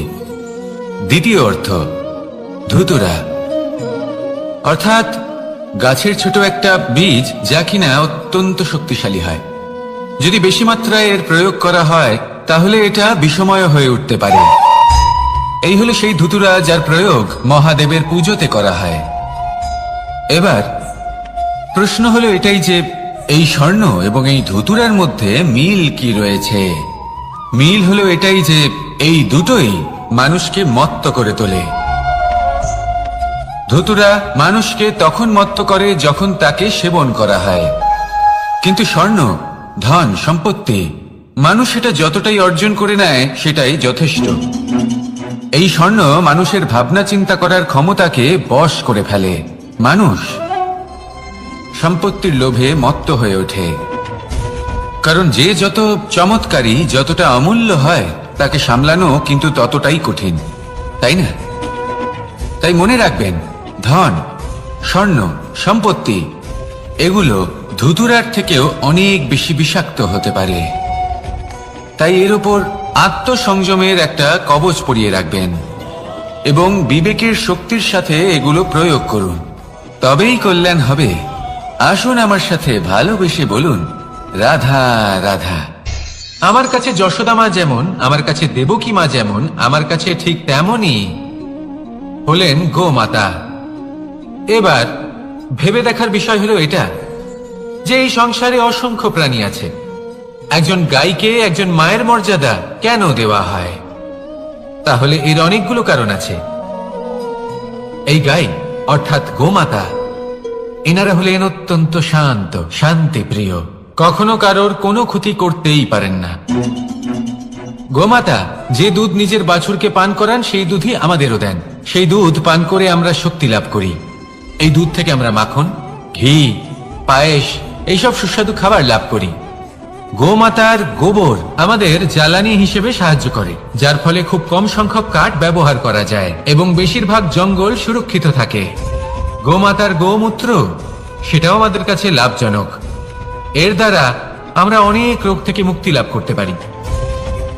গোমাতা যখন একটি বাছুরকে জন্ম দেন তখন সেই বড় হয়ে আমাদের ক্ষেত কর্ষণ করে। সেই জন্য গাইকেও জীবনে মায়ের মর্যাদা দেবেন। যতটা সম্ভব তাকে সেবা করুন এবং ভালোবেসে তাকে পালন করুন। এই মন নিজে থেকেই প্রসন্ন হয়ে বলবে, রাধা রাধা। মধু কারই না পছন্দ বলুন তো? অত্যন্ত সুস্বাদু হয় এই মধু, মিষ্টি খেতে হয় এবং তা শক্তিও প্রদান করে, এবং প্রত্যেকটি মিষ্টি পদার্থের মতোই এতেও খুব তাড়াতাড়ি পিঁপড়ে ধরে যায়। অন্যদিকে যদি নুনকে দেখি, তাহলে বছরের পর বছর রাখলেও এতে পিঁপড়ে ধরে না। এবার যদি কথা বলি বন্ধুত্বের, তাহলে বন্ধুত্ব নুনের মতো হওয়া উচিত, মধুর মতো নয়। যারা সামনে এলে শুধুমাত্র মধুর মধুর কথা বলবে, পরে এতে পিঁপড়ে ধরে যাবে, এটা নুনের মতো হওয়া উচিত। প্রকৃত বন্ধু হলো সে যে সময় এলে পরে আপনার সামনে আপনার প্রকৃত সত্য তুলে ধরবে, তা সে যতই কঠিন হোক না কেন। আপনার দোষ, আপনার অপগুণ, আপনার খামতি আপনাকে বলতে পারবে, যাতে আপনি সেগুলো শুনে মেনে নিয়ে তারপর নিজেকে শুধরোতে পারেন। এটাই হলো প্রকৃত বন্ধুত্ব। কখনো নিজের জীবনের আশেপাশে মন দিয়ে দেখবেন, অনেক সময় এমন মানুষ থাকেন, অনেক বন্ধু থাকেন, যাদের দেখে আমাদের মনে হয় যে এনারা খুব কঠোর, এনাদের কথা খুব কটু। কিন্তু বেশিরভাগ এমন মানুষের মনটা যদি বুঝতে পারেন, তাহলে দেখবেন তাতে কোনো মালিন্য নেই, এনাদের মন অত্যন্ত পবিত্র হয়। যদি আপনার জীবনেও এমন কোনো ব্যক্তি থেকে থাকে, এমন বন্ধু থাকে, তাহলে তাদের আগলে রাখুন আর আমার সাথে ভালোবেসে বলুন, রাধা রাধা। যতক্ষণ আমরা এই সংসারে জীবিত, ততক্ষণ আমাদের সাথে সবকিছু থাকে, আমাদের ধন, সুখ স্বাচ্ছন্দ্য, আমাদের মিত্রগণ, আমাদের পরিবার, এই সমাজ, এই সবকিছু আমাদের সাথে থাকে। যেদিন আমরা এই সংসারকে ত্যাগ করব, এদের মধ্যে কেউ আমাদের সাথে যাবে না, না ধন, না স্বাচ্ছন্দ্য, না সম্পত্তি। এই সকল মানুষ, এই সমাজ, এরা শুধুমাত্রই শ্মশান পর্যন্ত আমাদের সাথে থাকতে পারবেন। তারপরে যদি আমাদের সাথে কিছু যেতে পারে, তাহলে তা শুধুই আমাদের ধর্ম। আর এই সংসারে আমরা নিজেদের যে সুনাম রেখে যাই, সেটা সম্ভব শুধুমাত্র কর্মের দ্বারা। সেই জন্য সংসারে যতদিন পর্যন্ত জীবিত আছেন, যদি কিছু অর্জন করতে চান, তাহলে ধর্ম অর্জন করুন, ধর্মের বিষয়ে স্পষ্টতা অর্জন করুন এবং কর্ম অর্জন করুন। এটাই হবে আপনার অতীত এবং এটাই হবে আপনার ভবিষ্যৎ, এবং এটাই সকলকে প্রেরণা প্রদান করবে। আসুন আমার সাথে ভালোবেসে বলুন, রাধা রাধা। এই পরিবার হলো আমাদের জীবনের একটা অমূল্য সম্পদ, অমূল্য এক আশ্রয়, যা এই সংসারে হয়তো কোথাও আপনি পাবেন না। তাই একে আগলে রাখুন। পরিবার সেই গাছ। আসুন আমার সাথে ভালোবেসে বলুন, রাধা। সেই গাছ। আসুন আমার সাথে ভালোবেসে বলুন, রাধা রাধা। অনেক সময় আমরা জীবনে অনেক মানুষকে এমন বলতে শুনে থাকি যে আমি অসফল হয়েছি কারণ আমার সময় ভালো যাচ্ছিল না। আমি এই জিনিসটা লাভ করতে চাইছিলাম কিন্তু করতে পারলাম না কারণ আমার সময়টা ভালো যাচ্ছিল না। আমি আমার জীবনে ওই মহান কাজটা করতে চাইছিলাম কিন্তু করতে পারলাম না। কেন? কারণ আমার সময়টা ভালো যাচ্ছিল না। কিন্তু যে মুহূর্তে ভালো সময় আমার জীবনে আসবে, আমি সব কিছু প্রাপ্ত করব। এমন প্রায় প্রত্যেকেই বলেন। আসুন একটা কথা বোঝা যাক। একজন মালিকে দেখুন, সে প্রত্যেক দিন গাছের সেবা করে, তাকে জল দেয়, তার যত্ন আত্তি করে।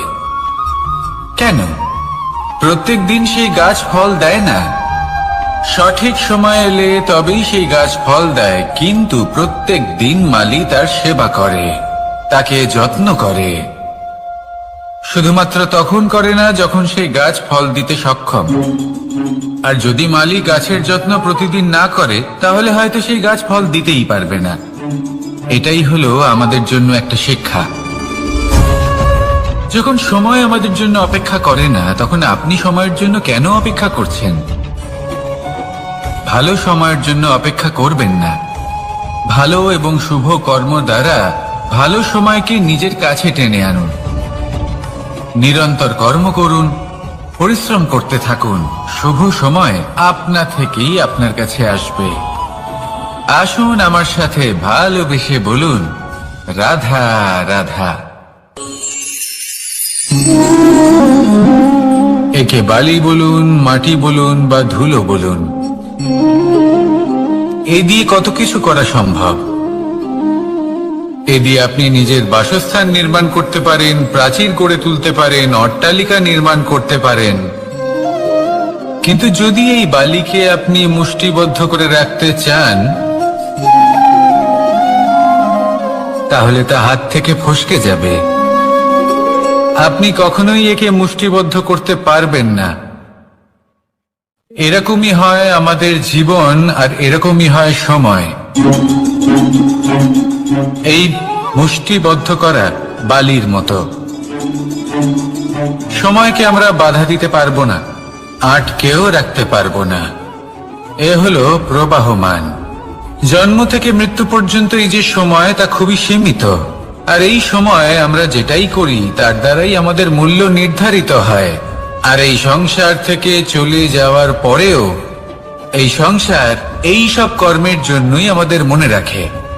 তাই যদি আপনি এটা ভাবেন যে আজ যে কর্ম করার ছিল আমি না হয় কাল করে নেব, কাল আমার লক্ষ্যে পৌঁছানোর কথা ছিল আমি পরশু পৌঁছবো, না, এই সময় খুব মূল্যবান, একে নষ্ট করবেন না। এই সময়কে সদ্ব্যবহার করুন, মহান হবার পথে অগ্রসর হন। একে যদি মুষ্টিবদ্ধ করে রাখার চেষ্টা করেন, এই সময় থেমে থাকবে না।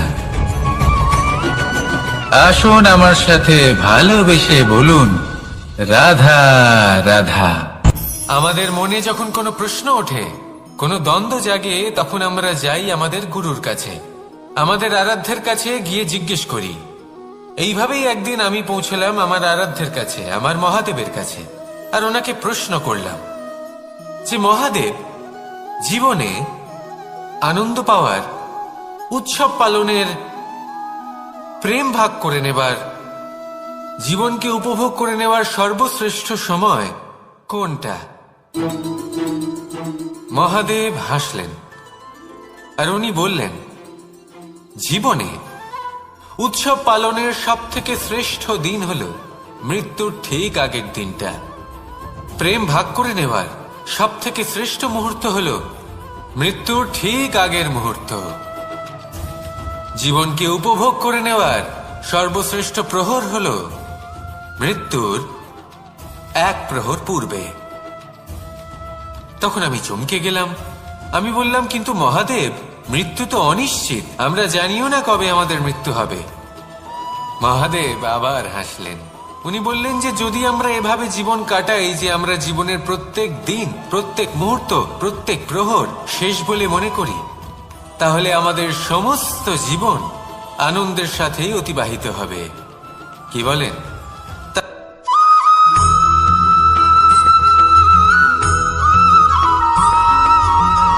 এই সংসারে কোনো বস্তু হোক বা ব্যক্তি হোক, তার একার গুরুত্ব কিন্তু খুব বেশি নয়। একটা উদাহরণ হিসেবে বৃষ্টির ফোঁটাকে ভেবে দেখুন। যদি একটি বৃষ্টির ফোঁটা হয় তাহলে তার খুব বেশি গুরুত্ব থাকে না, কিন্তু যখন সহস্র বৃষ্টির ফোঁটা মেঘের মধ্যে দিয়ে ঝরে পড়ে, তখন সেটা বর্ষার রূপ ধারণ করে। সেই বর্ষা যা এই প্রকৃতিকে শান্ত করে।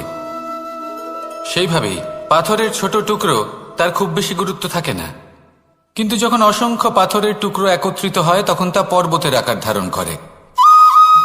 সেইভাবেই কিছু মানুষ যখন একত্রিত হন তখন তৈরি হয় পরিবার, কিছু পরিবার যখন একত্রিত হয় তখন তৈরি হয় সমাজ, যখন অনেক সংখ্যক সমাজ একত্রিত হয় তখন তৈরি হয় রাজ্য। এবার এই রাজ্যের সব থেকে গুরুত্বপূর্ণ ব্যক্তি হতে পারেন রাজা, কিন্তু তাও সেই রাজা একা কিছু করতে পারেন না। যুদ্ধ লড়ার সময় তারও নিজের সৈন্যদলকে প্রয়োজন পড়ে। কিন্তু এই সংসারে এমন একজন ব্যক্তি আছেন যিনি একাই সব কাজ করতে থাকেন, এবং সেই ব্যক্তি হলেন মা। আমাদের জীবনে একজন পিতার ভূমিকা কিন্তু নিঃসন্দেহে অমূল্য, কিন্তু আমাদের সকলের জীবনে যে ভূমিকা একজন মায়ের তা অন্য কারোর থাকে না।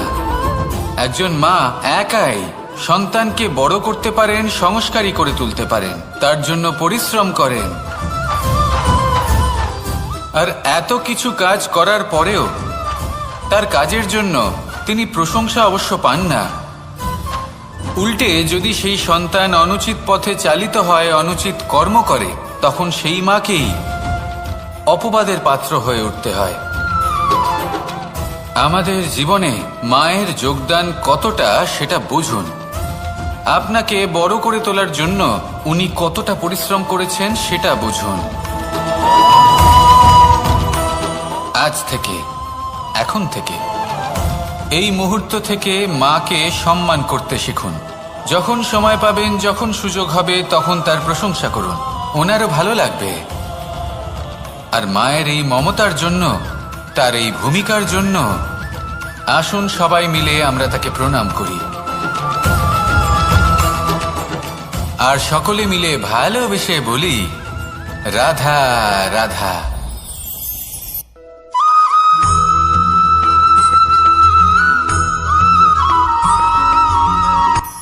এই সংসারে সাফল্য লাভ করার জন্য জ্ঞানের প্রয়োজন হয়, পরিশ্রমের প্রয়োজন হয়, দৃঢ় নিষ্ঠার প্রয়োজন হয়, নিরন্তর চেষ্টা করা প্রয়োজনীয়। কিন্তু আরো কিছু আছে যা অত্যন্ত প্রয়োজনীয় এবং গুরুত্বপূর্ণ। তা হলো ভালো বন্ধু। তাদের থাকা অত্যন্ত প্রয়োজনীয়। যদি ভালো বন্ধু থাকে তাহলে সময় এলে তারা ঢাল হয়ে আপনাকে সুরক্ষা করবেন। সময় এলে অস্ত্রের মতো শত্রুকে সংহারও করবেন। যদি তিনি জ্ঞানী হন, তাদের মধ্যে সদ্গুণ থাকে, তাহলে এই সব গুণ আপনার মধ্যেও প্রবেশ করবে। তাহলে সাফল্যের জন্য ভালো বন্ধু পাওয়া অত্যন্ত প্রয়োজনীয়। কিন্তু শুধু বন্ধু কেন, ভালো শত্রুও থাকা প্রয়োজনীয়। এবার আপনি ভাববেন, আমি কি বললাম? যদি আপনার জীবনেও ভালো অর্থাৎ শক্তিশালী শত্রু থাকে, তাহলে আপনিও শক্তিশালী হতে থাকবেন। এই শত্রু আপনাকে প্রেরিত করবে আরো বেশি শক্তিশালী হয়ে ওঠার। কখনো কোনো হরিণকে দেখুন, তীব্র গতিতে দৌড়তে থাকে। কেন তীব্র গতিতে দৌড়য়? এই কারণে নয় যে কোথাও তার জন্য মধুর ঘাস অপেক্ষা করে রয়েছে, না।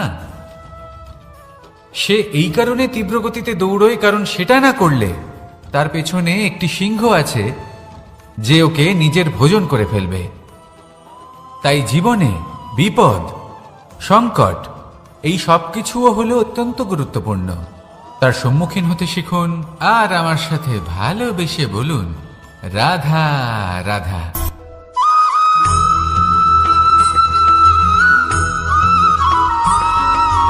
কথায় আছে, প্রত্যেক পুত্র তার পিতার প্রতিচ্ছবি হয়, আর সমস্ত প্রতিচ্ছবি চায় যেন সে তার অস্তিত্ব প্রাপ্ত করতে পারে। পুত্র চায় সে যেন তার পিতার মতো হয়, বা কখনো কখনো তার থেকেও শ্রেষ্ঠ হয়।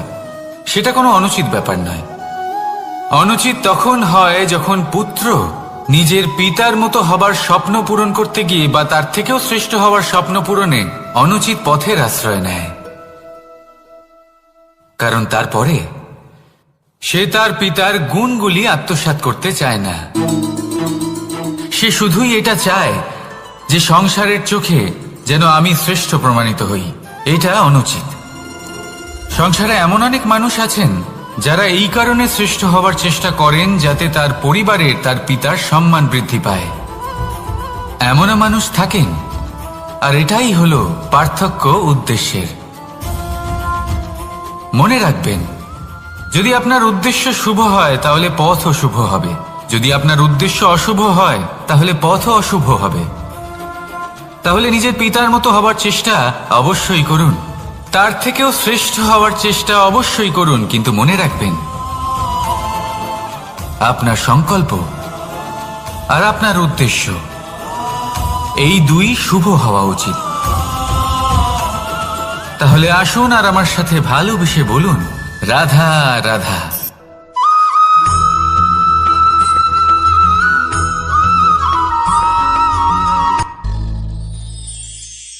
শিশিরের বিন্দু পাতার ওপর পড়ে আর তার গায়ে লেগে থাকে। পাতা তাকে শুষে নিতে পারে না, আর শেষ পর্যন্ত সে ঝরে পড়ে যায়। অন্যদিকে রয়েছে মেঘ এবং চাতক। এদের মধ্যে অনেক দূরত্ব থাকে। মেঘ থাকে আকাশে আর চাতক থাকে ধরিত্রীতে। কিন্তু যখন এই মেঘ থেকে বৃষ্টি ঝরে পড়ে, এই চাতক কিন্তু সেই জলই পান করে, নয়তো সে তৃষ্ণার্ত থেকে যায়। এবার অন্যদিকে দেখলাম শিশির বিন্দু আর পাতার এই সম্পর্ক, এরা খুব কাছাকাছি থাকে, ঘনিষ্ঠও থাকে। অন্যদিকে রয়েছে মেঘ এবং চাতকের সম্পর্ক, যাদের মধ্যে অনেক দূরত্ব থাকা সত্ত্বেও তারা খুব ঘনিষ্ঠ, তাই না? এই সারমর্ম খুব সরল। এই নৈকট্য, এই দূরত্ব, তা আপনার সম্পর্কে প্রভাব কিছুতেই ফেলতে পারে না। এই নৈকট্য, এই দূরত্ব, এইসব হলো শুধুমাত্র মনের ব্যাপার। কখনো আপনি অনুভব করেছেন আপনি কারোর থেকে অনেক অনেক দূরে আছেন, অনেক দূরে আছেন, তাও সেই ব্যক্তির প্রতি আপনি টান অনুভব করেন। সেখানে আপনি কারোর সাথে প্রত্যেক দিন অতিবাহিত করেন, সমস্ত জীবন অতিবাহিত করেন, সব থেকে বেশি সময় তার সাথে অতিবাহিত করেন, তাও তার প্রতি সেই টান অনুভব করেন না। এই সংকেত হলো মনের দূরত্বের। তাহলে মনের এই দূরত্ব দূর করুন আর আমার সাথে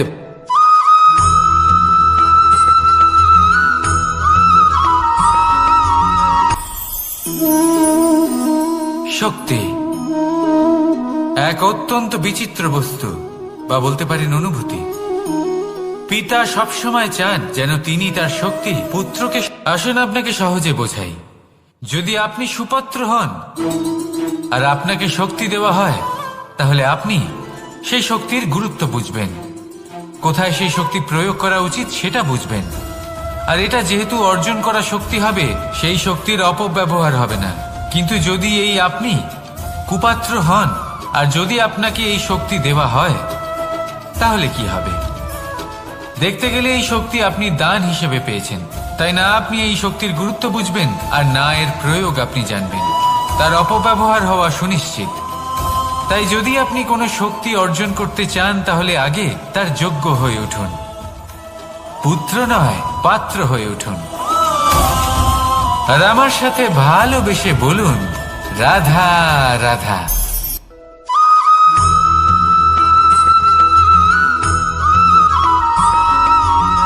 ভালো, শুধু ওনাদের কঠোর ব্যবহার দেখলে আমরা একটু ভয় পেয়ে যাই। এবার ওনাদের এই কঠোর ব্যবহার আমাদের ভালো না লাগলেও অত্যন্ত আবশ্যক, কারণ মাতার থেকে আমরা যে শক্তি লাভ করি তা যেন নিয়ন্ত্রণ হারিয়ে বিধ্বংসী না হয়ে ওঠে। আমরা যেন কোনো কুপথে না চলে যাই, আমরা কখনো যেন দোষ না করে ফেলি। শুধু সেই জন্য পিতা এবং গুরু একটু কঠোর হয়ে ওঠেন, এবং ওনাদের এই কঠোর আচরণ ভবিষ্যতে গিয়ে আমরা অবশ্যই বুঝতে পারি। জীবনে কিছু বছর আমরা এগিয়ে যাই আর তারপর আমরা বুঝতে পারি যে বাবা এবং গুরু আমাদের যথেষ্ট ভালোবাসতেন, কিন্তু ওনাদের ভালোবাসার বহিঃপ্রকাশ আলাদা। প্রয়োজনীয় হলো এটা দেখার, এটা বোঝার যে শুরু থেকে আমাদের প্রতি ওনাদের আচরণ কেমন ছিল। ওনাদের কঠোর হওয়ার পেছনে ওনাদের ভালোবাসাটা বোঝার চেষ্টা করুন, ওনাদের চিন্তাটা বোঝার চেষ্টা করুন, ওনাদের পথপ্রদর্শনের আড়ালে আপনার ভবিষ্যতের জন্য যে পরিকল্পনা ওনারা করেছেন সেটা বোঝার চেষ্টা করুন। তখন আপনারা বুঝতে পারবেন ওনাদের ভালোবাসাকে। আপনার মনের মধ্যে আপনা থেকেই ওনাদের প্রতি সম্মান জেগে উঠবে। নিজের পিতা এবং নিজের গুরু এই দুজনের প্রতি কৃতজ্ঞতা প্রকাশ করুন আর আমার সাথে ভালোবেসে বলুন, রাধা রাধা।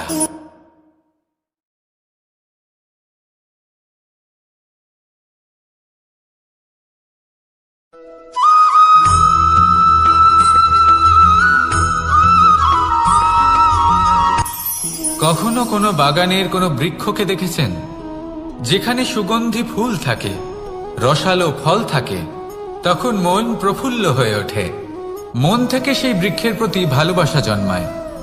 কিন্তু যিনি বাগানের মালিক, শুধুমাত্র তিনিই জানেন যে কিভাবে এই বৃক্ষকে আগলে রাখতে হয়, কিভাবে তার পরিচর্যা করলে এতে সুন্দর সুগন্ধি ফুল হবে, রসালো ফল হবে। কখনো কখনো প্রয়োজনের থেকে বেশি রোদ পেলে এই বৃক্ষগুলি শুকিয়ে যায়, প্রয়োজনের থেকে কম রোদ পেলেও এই বৃক্ষ কিন্তু শুকিয়ে যায়। প্রয়োজনের থেকে কম জল যদি পায়, এই বৃক্ষ শুকিয়ে যেতে পারে। প্রয়োজনের থেকে অতিরিক্ত জল যদি পায়, তখনও এই বৃক্ষের শিকড়গুলি নষ্ট হয়ে যেতে পারে। এবার এটাই কিন্তু আমাদের সংসারের সাথেও হয়।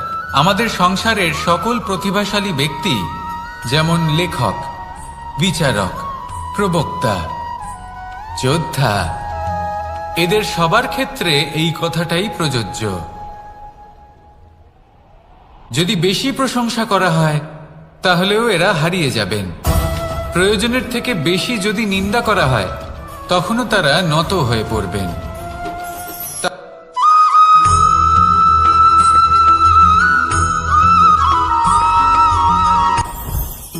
জীবনে কিছু শেখা অত্যন্ত গুরুত্বপূর্ণ।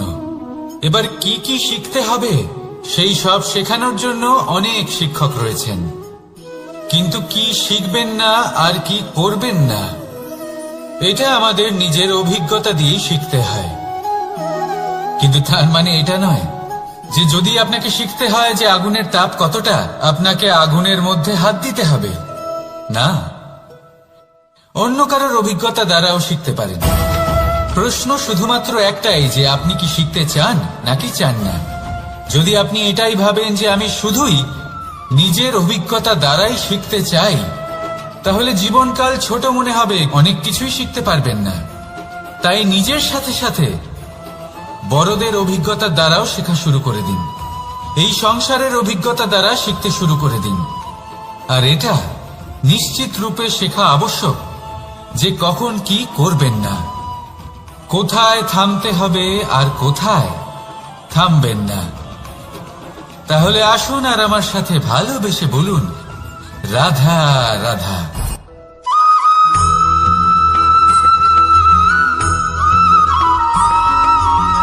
এই সংসারে সবথেকে বেশি কোমল বস্তু হলো রেশম। এই রেশম এতটাই কোমল হয় যে এর পুরো একটা থান শুধুমাত্র একটা হাতে ধরা সম্ভব। কখনো ভেবে দেখেছেন এই রেশম কিভাবে হয়? একটি কীট তার লালার দ্বারা উৎপন্ন হয়। এই কীট সেই রেশমকে পাক দিতে থাকে, পাক দিতেই থাকে আর আস্তে আস্তে তার মধ্যেই জড়িয়ে পড়ে। শেষে ওর এই সুন্দর অমূল্য সৃষ্টি রেশমের এই সুতো তার নির্মাণ কার্য পূর্ণ হয়, কিন্তু তাতেই ও নিজে বন্দী হয়ে যায়। নিজেরই মায়াজালের এই বন্দী গৃহে নিজেই ফেঁসে যায়। এবার এই সুতোকে ব্যবহারযোগ্য করে তোলার জন্য এই কীটগুলিকে এই কবচের সাথেই ফুটন্ত জলে ফেলে দেওয়া হয়। এই সংসারে যদি আমাদের স্বপ্ন এই সংসারের দুঃখ হরণ করার জন্য, এই সংসারে সুখ বিতরণ করার জন্য হয়, তবেই আমাদের প্রগতি সম্ভব। যদি আমাদের এই স্বপ্ন শুধুই আমাদের এবং আমাদের স্বার্থ সিদ্ধির জন্য হয়, তাহলে এই স্বপ্ন আমাদের অন্ধ করে দেবে, আমাদের অন্ধকারের পথে নিয়ে যাবে, আর আমরাও সেই কীটের মতো হয়ে যাব। নিজেদেরই মায়াজালে আমরা নিজেই ফেঁসে যাব, আর শেষে আমরা যদি কিছু লাভ করি তা হবে একাকিত্ব, অন্ধকারময় মৃত্যু। তাই স্বপ্ন অবশ্যই দেখুন, কিন্তু এমন ভাবে স্বপ্ন দেখবেন না যে তার এই বন্দিগৃহে আপনি নিজেই ফেঁসে গেলেন। স্বপ্ন দেখুন পরোপকারে।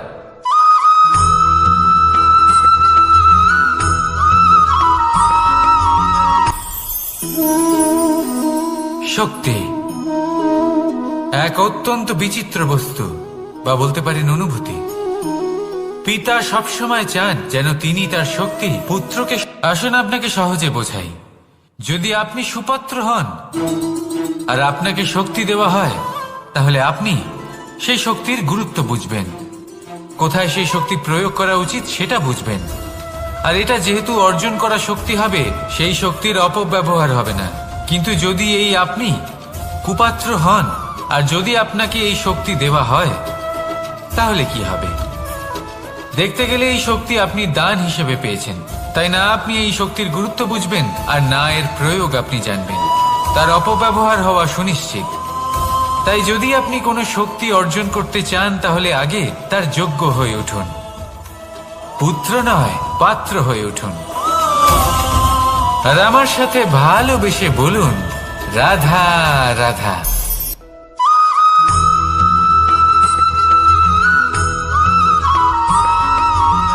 এই সংসারে প্রত্যেক মানুষ এটাই চান যে তিনি যেন ধনবান হন, আর্থিক অবস্থা তার ভালো থাকে, ওনার বাড়িতে লক্ষ্মীর আগমন হয়।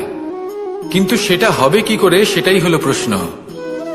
কেউ বলেন যে যদি পরিশ্রম করো তাহলে ধন অর্জন সম্ভব, কেউ বলেন যে যদি বিদ্যা লাভ হয় তবেই ধন অর্জন সম্ভব, কেউ বলেন যে যদি বলশালী হও তবেই সম্পন্ন থাকবে। ভালো কথা, যদি তাই হয়ে থাকে, তবে দিনমজুর সারা দিন পরিশ্রম করেন, তিনি কেন ধনী হন না? অনেকজন বিদ্বান মানুষ আছেন এই সংসারে, তারা কেন ধনবান হন না? অনেক সংখ্যক বলশালী ব্যক্তি আছেন, তাদের কাছে ধন নেই কেন? তাদের কেন ধনের অভাব হয়?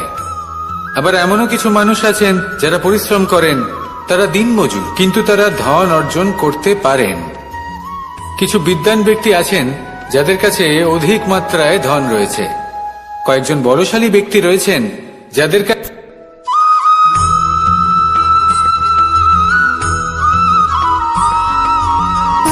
সুখ, দুঃখ এবং শক্তি, এই তিন হলো এই সংসারের ত্রিদেবের মতো।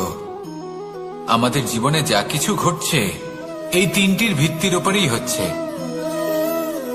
আসলে এই সংসারের একটা নিয়ম আছে, যখনই আপনি কিছু লাভ করেন এই সংসার আপনার পরীক্ষা নেয়। এটা জানার জন্য আপনার পরীক্ষা নেয় যে আপনি যা কিছুই লাভ করেছেন আপনি কি আদৌ সেটার যোগ্য কিনা। ঠিক সেইভাবেই এই সুখ, দুঃখ এবং শক্তি আপনার পরীক্ষা নিয়ে থাকে। যখন সুখ আসে তখন সে আপনার পরীক্ষা নেয় যে আপনার মধ্যে অহংবোধ জাগ্রত হয়নি তো।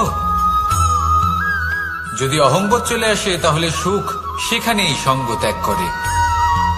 দুঃখ আপনার ধৈর্যের পরীক্ষা নিতে থাকে, আর যদি আপনার মধ্যে ধৈর্য না থাকে তাহলে এটা আপনাকে আরো বেশি দুঃখের গভীর অন্ধকারে ঠেলে দেবে। সেখানে শক্তি পরীক্ষা নেয় আপনার বিনম্রতার। যদি আপনি বিনম্র না হন তাহলে হয় এই শক্তি আপনার সঙ্গ ত্যাগ করবে, নয় এই শক্তি বিনম্রতার অভাবে আপনার পতনের কারণ হতে পারে। এই সংসারে যে কোনো ব্যক্তি যিনি এই পরীক্ষায় উত্তীর্ণ হয়ে থাকেন এই জীবনে তিনি সাফল্য লাভ করেন। আসুন আমার সাথে ভালোবেসে বলুন, রাধা রাধা।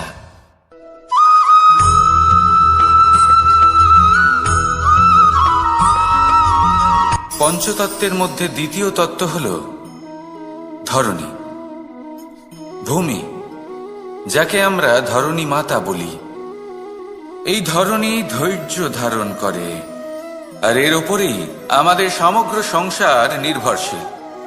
কারণ এই ভূমি সহ্য ক্ষমতা রাখে, এর সহ্য ক্ষমতা হল অপরিসীম। সন্তান যতই আঘাত প্রদান করুক না কেন প্রেম পূর্বক সহ্য করে, আর তার বদলে অমূল্য রত্ন প্রদান করে। সন্তান যদি হাল চালায় তাহলে তার বদলে তাকে অন্ন প্রদান করে। এটাই হলো ধরণী। এবার এর থেকে আমরা কি শিক্ষা পেতে পারি? এটাই যে কারোর জন্য কিছু করা বা কাউকে কিছু দেওয়া মনে কোনো কামনা ছাড়াই। আর এই কথাটা বুঝে যান, যদি কারোর জন্য কামনা না রেখে বা কোনো পাওয়ার আশা না রেখে কারোর জন্য কিছু করেন বা কারোকে কিছু দেন, যদি এটা আপনি শিখতে পারেন তবে আপনি ভালোবাসতে শিখে গেছেন। আর সেই জন্যই এই ধরিত্রীকে মাতা বলা হয়। কারণ মাতা শুধু উনি নন যিনি গর্ভে সন্তানকে ধারণ করেন, মাতা তো উনিও যিনি জীবন বাঁচতে শেখান, যিনি জীবন বাঁচার উদাহরণ প্রদান করেন। তাহলে ধরণীর থেকে এই নিঃস্বার্থ ভাব শিখুন, নিঃস্বার্থ ভালোবাসা শিখুন, আর এই ভালোবাসার সাথেই বলুন, রাধা রাধা।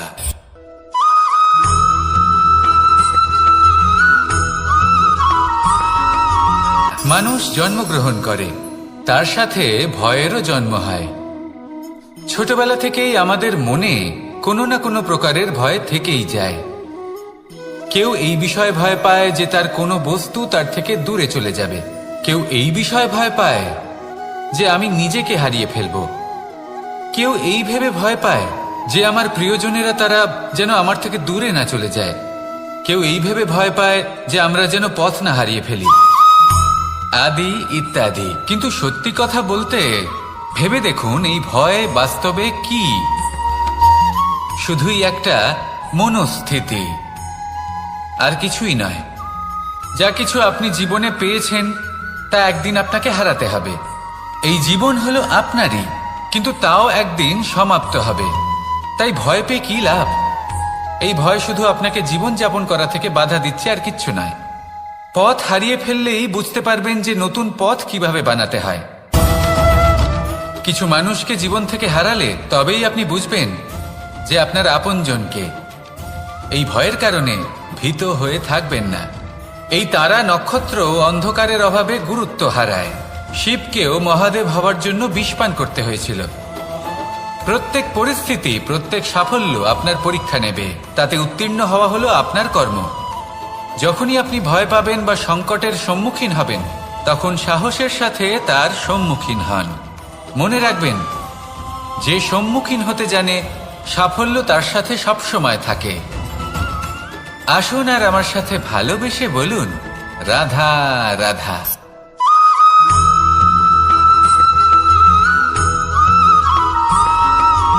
জীবনে অগ্রসর হওয়ার জন্য আমাদের কাকে প্রয়োজন হয়?